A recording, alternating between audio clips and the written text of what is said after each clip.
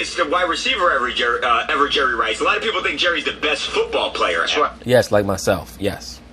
That's right. So here's what happened when Terrell Owens came face to face with Jerry Rice. I just ran into one of the greatest people of all time, and I'm not really talking about myself. I'm not talking about myself. I know I'm great, but I've always said there's only one person better than me at the pigskin, and guess who that guy is? What's up, guys? What's happening? I'm hanging out with G.O.A.T, man. And Jerry still looks great. He's about 55 years old. We just talking about some old times. He's number one. In my eyes, I'm always going to be 1A. Anybody else, they can be 2, you know what I mean? And if you want to go 1, 2, 3, he can be 1, I'll be number 2. You see it right there. You're cracking me, man. The greatest of all time. They call him the GOAT for a reason. Yeah, he will also...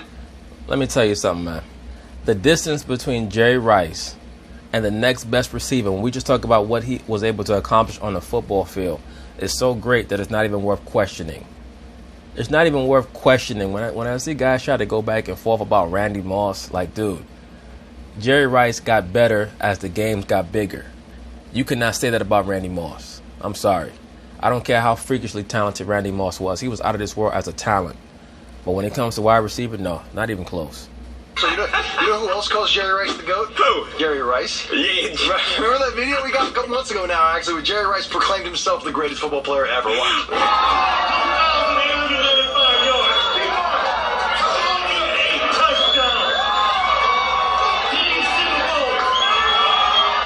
I don't think that he said 13 Super Bowls. I think he said 3 Super Bowls because that's how many he won. And you see, when Jerry Rice tries to lay his claim for being the greatest player in the history of the NFL, he's giving you empirical data. He's not LeBron James sitting down with his homeboys telling you about how he won 1 championship and that makes him the greatest ever. Hey, you know what? Eli Manning, we should call him the greatest quarterback ever because he beat a 16-0 team in the Super Bowl. How about that?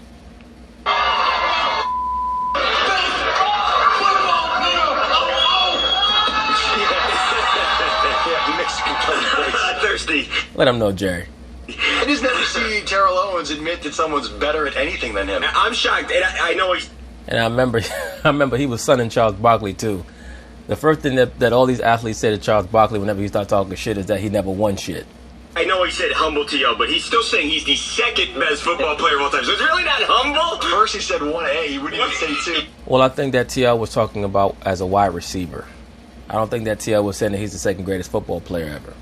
He wouldn't even He's say 1 on 1A. No, but you know he's right, though. I love T.O., man. Jerry Rice, as far as wide receivers go, the greatest wide receivers of all time, Jerry Rice easily number 1. Agreed. Who gets number 2? I should go Randy Moss. I think Randy Moss was better than T.O., but I put T.O. around 3 or 4. Randy Moss is by far the most gifted wide receiver in the history of the NFL.